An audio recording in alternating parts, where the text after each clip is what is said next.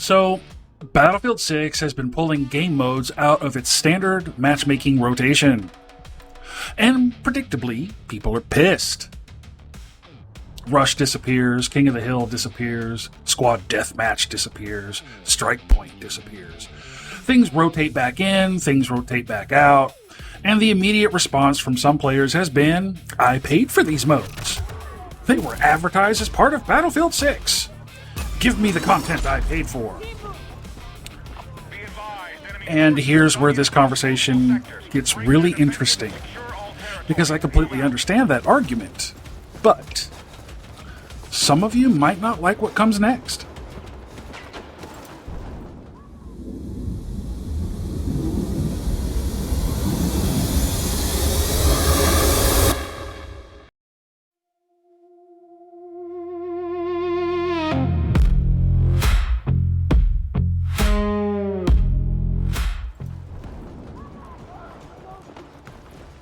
I wanted to let this topic cook a little because I was interested in seeing what the community had to say about it and to see if my hypothesis about how said community was going to react would be correct.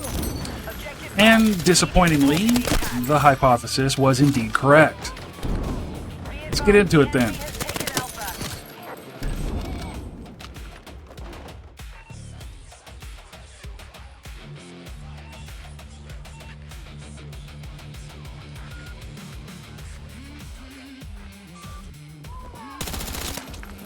See, kiddos, we've had a system in Battlefield where you paid money, EA told you exactly what post-launch content you were going to get, and there was a much stronger expectation that the publisher delivered that specific package. We called it premium. And a whole shitload of Battlefield players spent years demanding EA get rid of it. So before we get angry about what the live service means today, maybe it's finally time we talk about what we actually traded to get here. Because I was Team Premium back then. I'm still Team Premium now. And one of the reasons I argued against live service from the beginning was because I didn't think players really understood what they were asking for. And now, I think we're starting to see the bill.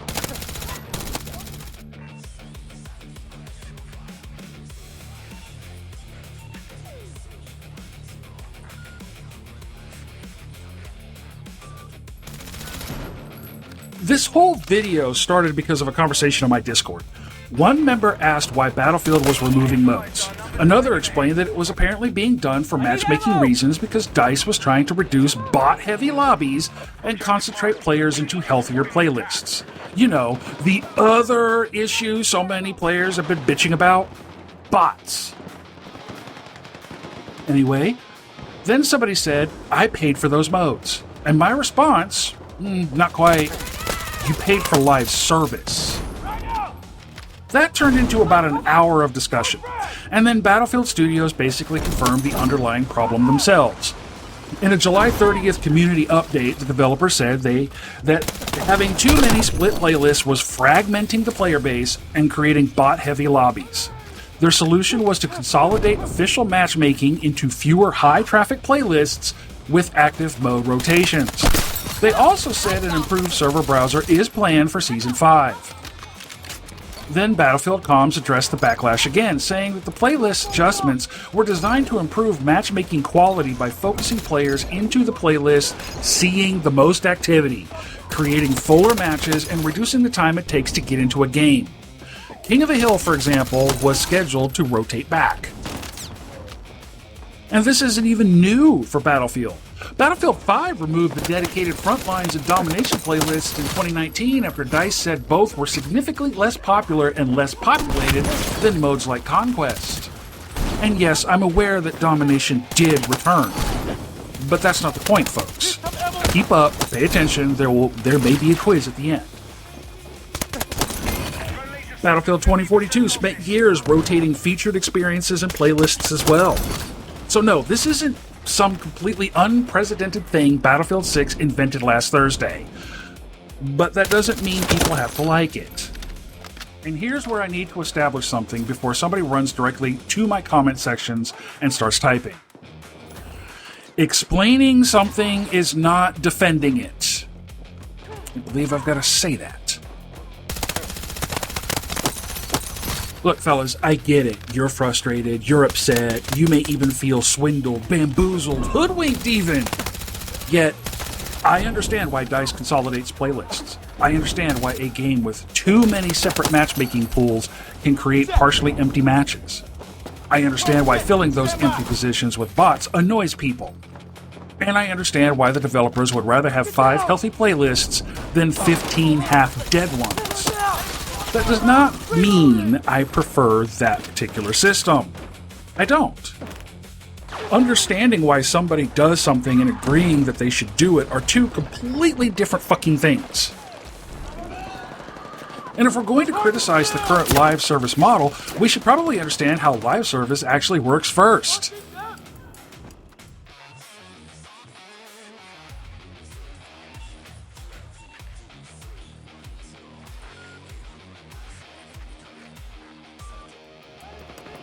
Battlefield wasn't always run like this. Battlefield Premium formally arrived with Battlefield 3 in 2012. For $49.99, Battlefield 3 Premium included all 5 expansion packs. EA advertised it as a $25 savings compared with purchasing all 5 expansions separately. Then came Battlefield 4. Battlefield 4 Premium again promised 5 digital expansion packs: China Rising, Second Assault, Naval Strike, Dragon's Teeth, and Final Stand.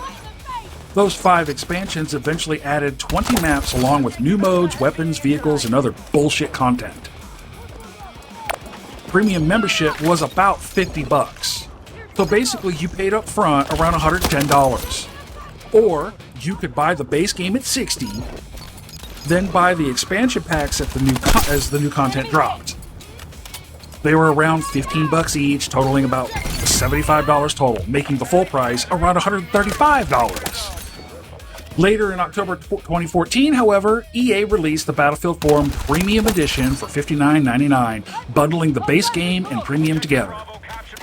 Now, I'm not going to sit here pretending Premium was cheap. Back then, it wasn't. Premium was an additional transaction. And that was one of the biggest bitches and complaints against it. You bought Battlefield. Then EA effectively said, cool, want the rest of Battlefield? Give us another $50. And if your buddy didn't own the expansions, congratulations, your squad could now be divided based upon who bought the DLC. Let's move! And sure, perhaps that criticism was legitimate. Premium fragmented the community according to ownership. If I own Naval Strike and you didn't, you're not playing Naval Strike together with me. Okay, well, that sucked. Move on that position and defend!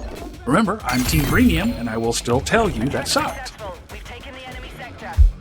Because Team Premium does not mean Premium was flawless. But Premium had a different contract.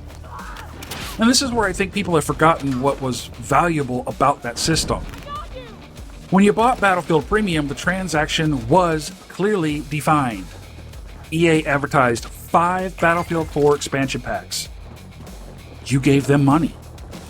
EA then had a substantially stronger commercial and legal obligation with consumer expectations surrounding delivery of those advertised expansions. EA's own Battlefield 4 Premium material said all premium content would become available to premium members after the content's release date, although EA also included the qualification that content was subject to availability. So I want to be very precise here. I'm not going to tell you that some magical law existed saying that if there were only one Battlefield 4 player left alive on planet Earth, EA was legally obligated forever to maintain every server and every piece of premium content exactly as it existed in 2013. That's too broad. But that's an oversimplified theory. EA was obligated to release the content as advertised and marketed because people bought the product under the conditions they'd receive the content. Even if there was a huge drop in player population, even though there was the possibility of online service terms having shut down provisions, availability language, and other legal protections. You know, the fine print.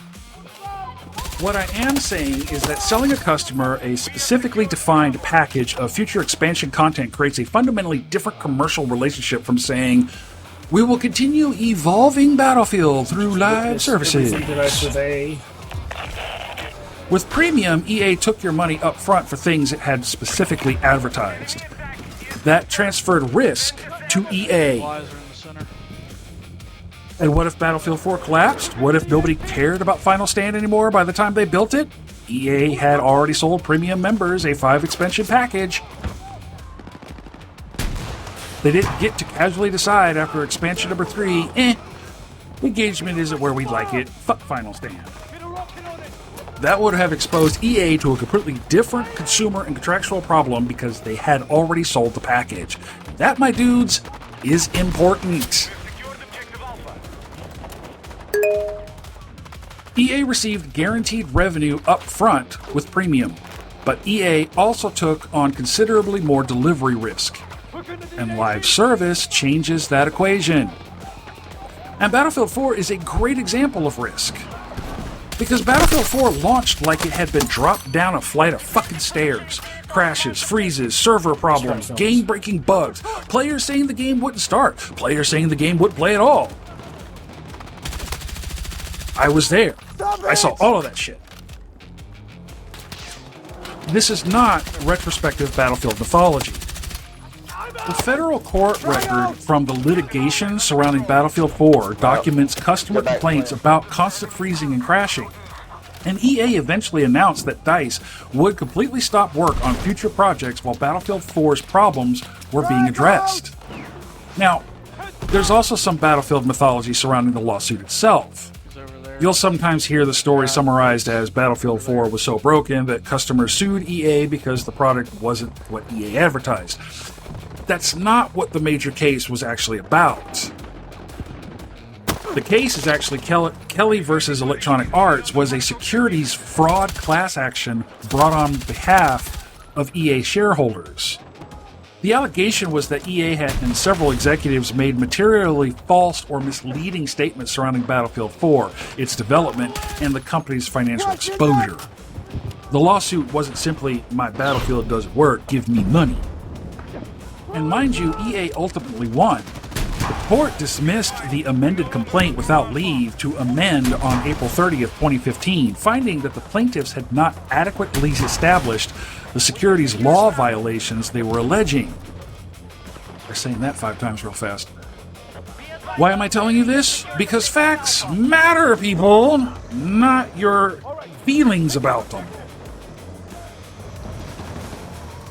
I could think Battlefield 4's launch was completely unacceptable without inventing a legal victory against EA that didn't happen. Again, understanding is not defending. But the Battlefield 4 situation still illustrates how ugly the premium era risk could become. EA had sold a major game.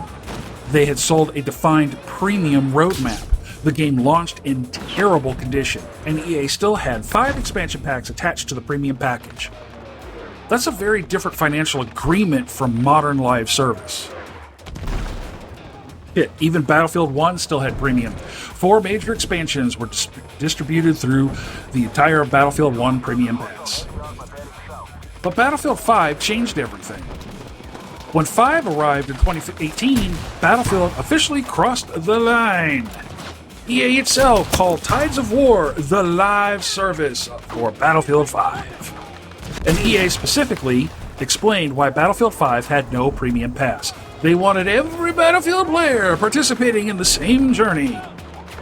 Tides of War would deliver additional maps, modes, gear, and gameplay, while players would not be separated by premium ownership. Okay, on paper that sounds nice, right?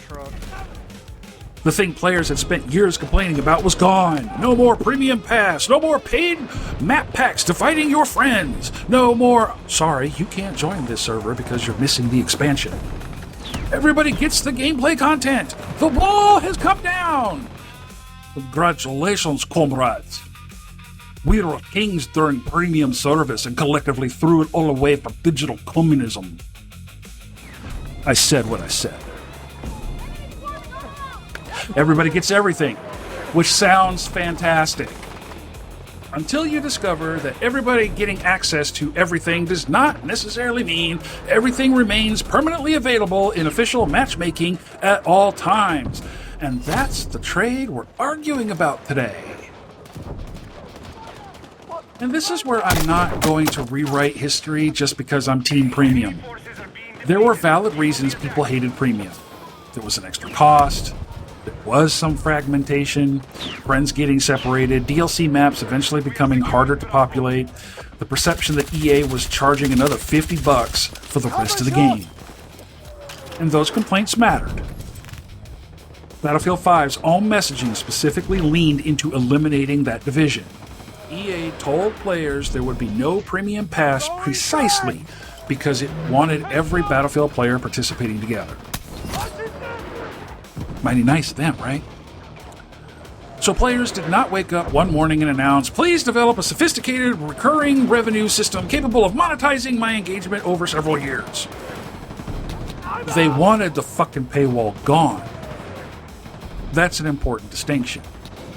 But here's where I argued against it. You weren't asking EA to stop monetizing Battlefield. You were asking EA to find another way to monetize Battlefield. EA is a business, motherfuckers. It employs thousands of people. Studios have payroll, buildings, infrastructure, developmental cost, marketing, technology, server support, future games. EA isn't making Battlefield because somebody in accounting believes all-out warfare is important to humanity. They're trying to make money. It's a fucking business, my dudes. And when players asked for all the gameplay content to become universally accessible, the revenue that premium represented had to be replaced somehow. So enter stage right, the live service economy. Now, did EA secretly want this all along? Now, here's where I'm going to separate fact from my own opinion. I cannot show you some secret EA document saying, "Gentlemen, we've always wanted live service, but the customers aren't ready yet. Wait until they complain about premium and then use these complaints against them and then unload the floodgates." I can't prove that. And I'm not going to present it as fact. What I can establish is that by the period leading into Battlefield 5, live services were already becoming financially important throughout EA's business and other gaming company businesses. EA was openly talking to investors about digital growth and its event-driven live service before Battlefield 5 launched. In Q1 fiscal 2018, for example, EA reported that trailing 12 months digital net sales represented about 63% of total net sales. So EA certainly understood recurring digital revenue. That's not speculation. The part that becomes my opinion is this.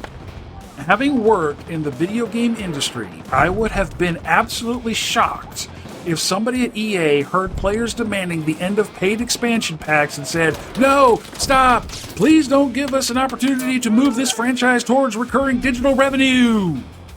Come the fuck on. Maybe there was some enormous internal philosophical fight about it. Maybe there wasn't. I don't know. What I know is that EA didn't resist the transition for very long once the industry and the audience moved in that direction. And financially, why would they? Premium had a ceiling.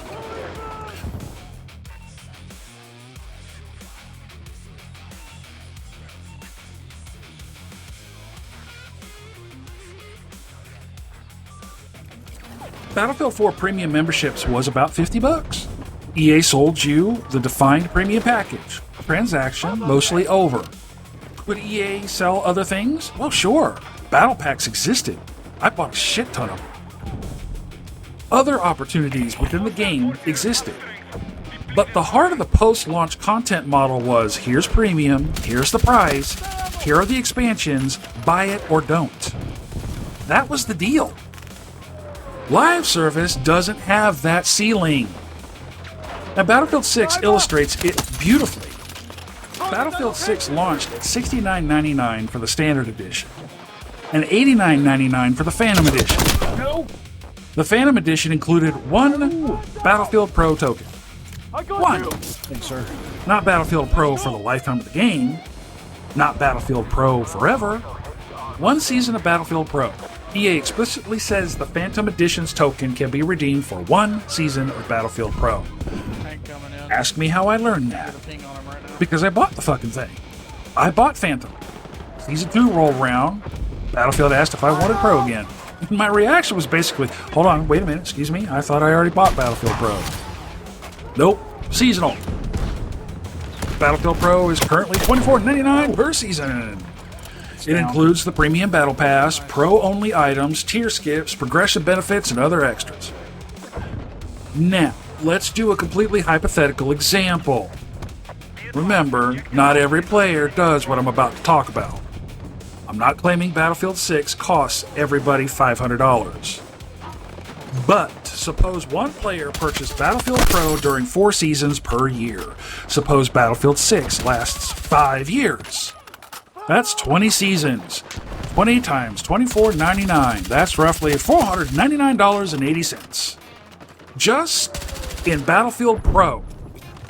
Before cosmetics, before currency coins, before additional packs, before anything else somebody decides to purchase. And a $69.99 base game purchase, and you're at roughly $569.79 across that hypothetical 5-year period. Again, that is not what every player pays. Most won't. EA doesn't need every player to. They need enough people to keep spending. That's the economic power of this system. Premium asked, how much can I make selling this defined expansion package? Live Service asks, how much value can this player generate across the lifetime of the service? Those are fundamentally different questions. And this is why I don't think Premium is coming back, like ever. Not in the old form anyway. That genie is out of the bottle. Because Live Service gives the publisher something Premium could never give it. Continuous opportunity. A Premium customer could buy Premium once. A Live Service customer could potentially make another purchase decision every season. Shit, they could do one every day. Maybe it's Pro, maybe it's a skin, or it's coin, or it's a bundle. Maybe it's nothing. Hell, maybe it's everything. That is up to the player. But the opportunity remains. And EA's broader financial reporting has repeatedly demonstrated how important live service becomes to the company. Years after Battlefield 5's transition, EA was reporting billions of dollars annually under its live services and other category. Battlefield isn't responsible for all of that money. Not remotely. FIFA and EA Sports Ultimate Team have historically been enormous contributors. But that's not the point. The point is that the recurring digital revenue became central to the company's business. So tell me why EA would voluntarily restall the ceiling. Hey guys, people keep buying things every few months. Should we stop letting them do that and go back to selling $50 expansion packages? Yeah, right. I'm sure that meeting will happen right after the shareholders finish smoking crack.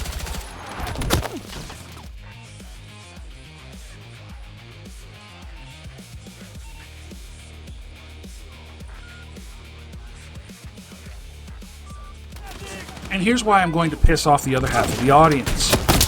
Because I understand why this model exists. Games cost money to maintain. People have to make the next map. Somebody has to model the weapons. Somebody has to animate everything. Somebody has to QA the patches. Whatever. I'm just saying. Somebody has to maintain back-end infrastructure. People have salaries, studios have bills, publishers fund their future development, and recurring revenue can help fund recurring development. That's not corporate propaganda. That is basic business. Battlefield 5 made the trade explicit.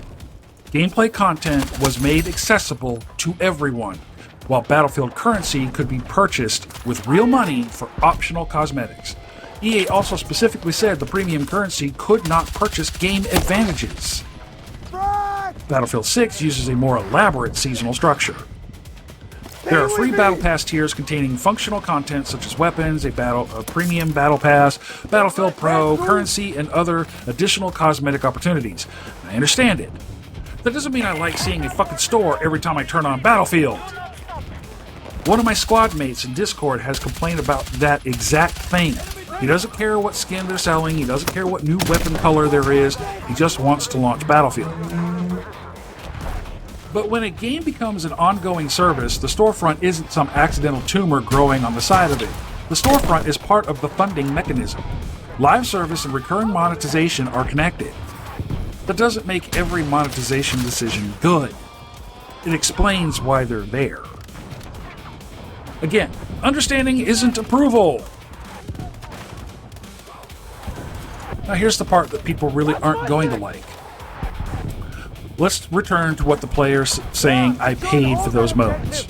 Because this sentiment is carrying a lot of weight right now. Under the current EA user agreement, EA expressly reserves the ability to update or modify EA services, content, and entitlements, and it identifies circumstances where access to content or entitlements can be lost. EA's Battlefield 6 disclaimers also explicitly say live service and content announcements may change as the service evolves. So the relationship isn't I purchased King of the Hill as a permanent guaranteed standalone product. No. You purchased access to Battlefield 6 under a live service framework whose content, playlists, and availability can evolve. Now, does that mean DICE should rotate core modes? Oof. That's an entirely different question. Does that mean a consumer is unreasonable for being pissed? Again, different question. Does that mean DICE should have launched with a better server browser architecture?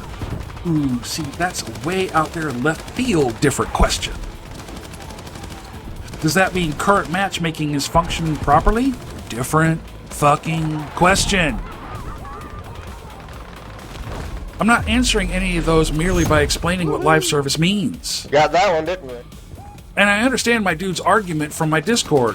These were advertised as core modes. I bought Battlefield expecting to play them. And that's a reasonable consumer expectation.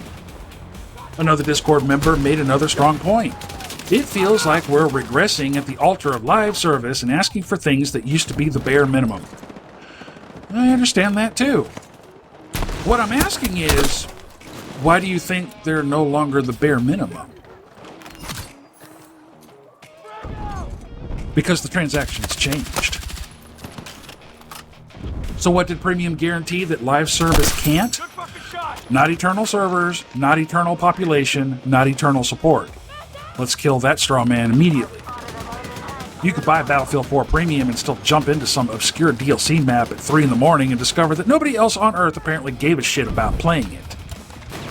Premium could not manufacture players. Premium did not solve population decline. Premium absolutely fragmented the community. But Premium did something live service doesn't do in quite the same way. It gave EA a defined content obligation tied directly to a defined purchase. EA developed and sold 5 expansion packs. The commercial bargain was obvious. Live service is intentionally more flexible.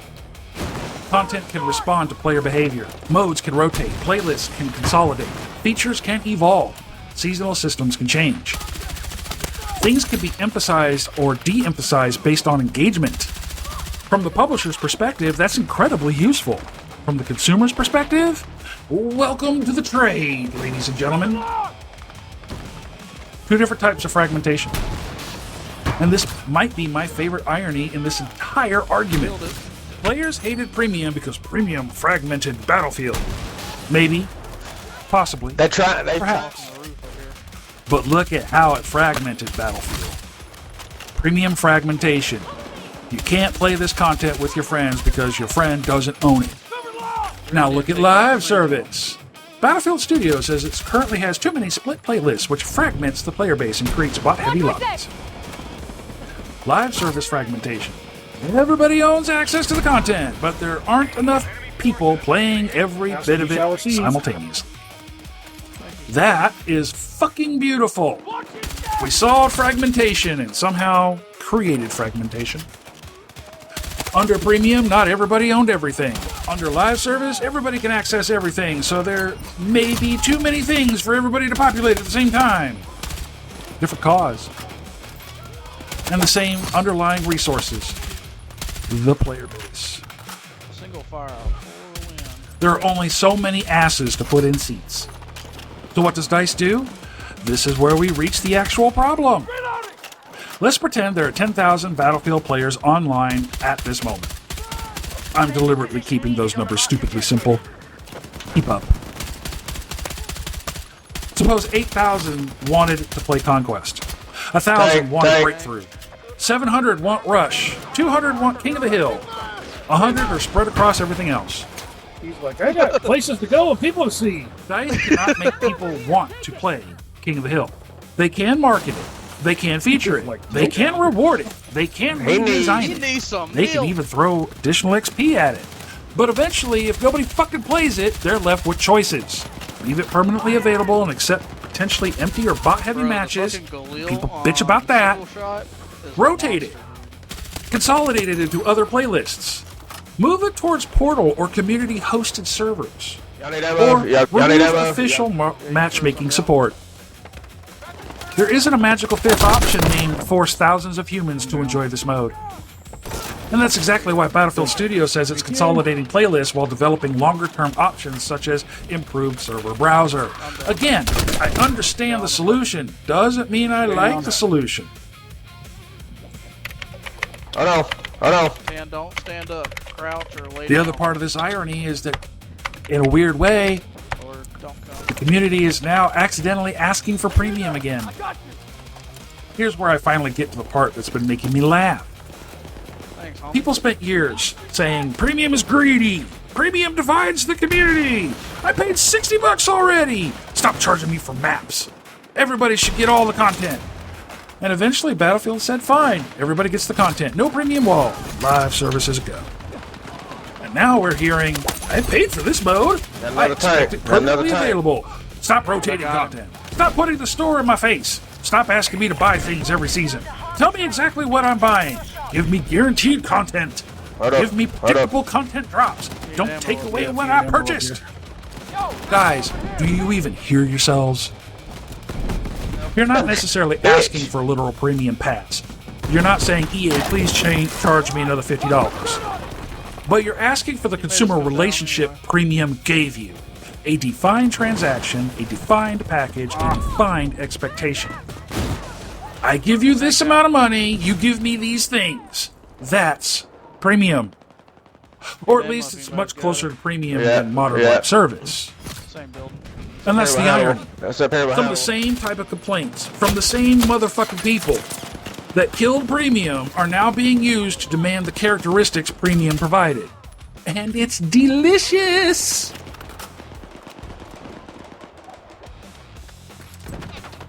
This is the part where some of you are going to be mad at me. And I'm okay with that. The line starts way back there. You need to get behind my ex-wife. Feel free to take a numbered ticket, stand in line. Battlefield players helped demand this transition. Maybe not you personally. Maybe you always liked premium. Maybe you weren't even alive when Battlefield 3 came out. Maybe you hate both systems. Fine. Whatever. I'm talking about the broader consumer pressure that existed around paid DLC and fragmented player bases. Players wanted the wall gone, and EA listened. And EA discovered a business model that is arguably far more flexible and potentially far more lucrative. So when somebody asks me why EA just doesn't go back to premium, because why the fuck would they?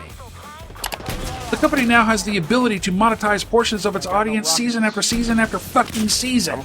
And players spent years helping provide the justification for moving away from the old system. Did EA manipulate everybody into doing this? I can't prove that. I'm not even claiming it. What I am saying is much simpler. EA wanted to make money. Players demanded a different content model. EA found a way to satisfy the demand and create recurring revenue. That, again, ladies and gentlemen, is fucking business. And now that that genie isn't going back into the bottle, you made the bed. EA has apparently more than happy to sell you the sheets. Now everybody gets to sleep in.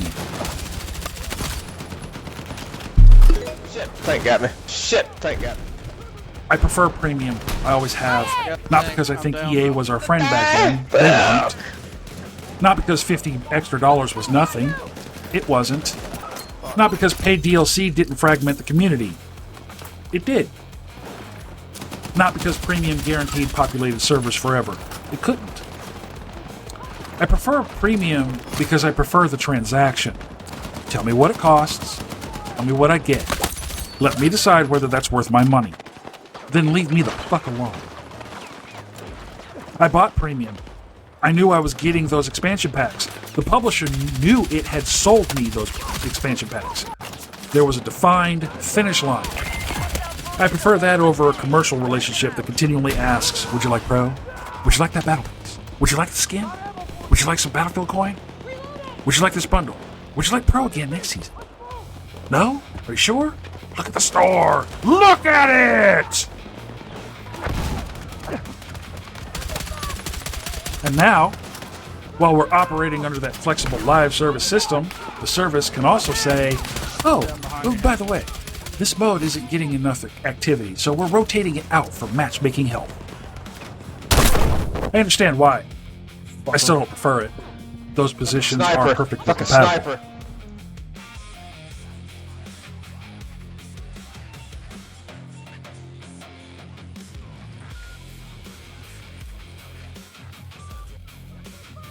Now, to be fair, Premium had a serious problem.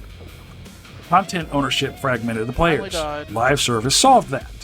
Live service has another serious problem. The service provider retains substantially more flexibility over how content is delivered, presented, monetized, and maintained. Premium transferred more content delivery risk to the publisher. Live service transfers more uncertainty to the player. Premium could leave you owning DLC nobody played. Live service can leave you temporarily unavailable to play a mode everybody technically has access to. Premium monetized content in large, defined chunks, and live service monetizes ongoing engagement. Pick your poison, but don't pretend there isn't poison in the other glass. And that's my problem with this whole conversation. I don't want people to stop criticizing EA. I criticize it. I don't want people to stop criticizing DICE. I criticize them as well. I don't think every live-action service decision is good because somebody can explain the economics behind it. I don't think every playlist decision suddenly becomes intelligent because DICE says matchmaking helped. I mean, EA, show me the data. Show me what low population actually means. Show me the threshold. Show me whether consolidating these modes is actually fixing the bot problem. Those are all completely legitimate conversations. But we cannot have that conversation honestly while pretending live service is just premium without the $50 price tag. It isn't. Collectively, we changed the entire relationship between the publisher, the game, and the players. And now we're discovering some of the trade-offs. Maybe Battlefield Studios finds a better solution. Maybe the server browser will help. Maybe Portal verified experiences may help. Maybe persistent community servers gives niche modes somewhere permanent to live without forcing official matchmaking to support every playlist forever. We can only dream. But understanding why something is happening doesn't mean accepting that the current solution is the best solution. But the next time somebody says, I paid for that mode, I expect it permanently available, I'm probably going to smile, maybe even chuckle a little bit.